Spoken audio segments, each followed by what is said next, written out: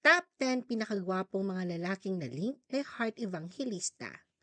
10. Si Ian D., dating Vice Mayor ng Alicia Isabela, ay naging nobyo ni Hart ngunit naghiwalay sila noong 2010. 9. Noong 2022, habang usap-usapan ng umano'y hiwalayan nila ni Cheese, kumalat ang balitang may boyfriend daw si Hart na isang Italian guy. 8. Ibinunyag noon ni Dennis Trillo na matagal na niyang gusto si Hart.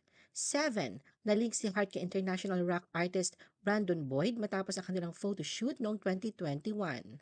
6. Naging katambal ni Mark Hera si Hart sa GMA TV series na Langit sa Piling Mo noong 2010.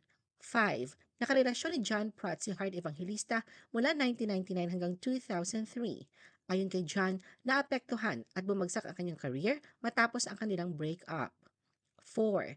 Naugnay noon si Hart kay Jeff Eigenman, ngunit nilinaw ng aktor na hindi sila naging magkasintahan.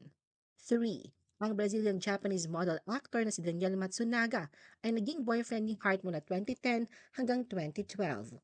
2. 10 taon nang kasal sina Senator Cheese Escudero at Hart Evangelista simula pa noong February 15, 2015. 1. Si Jericho Rosales ang pinaka-popular sa lahat na naging ex ni Hart. Naging sila noong early 2000s at mismong si Hart ang nagsabi na isa ito sa kanyang pinakamalungkot at pinakamasakit na breakup.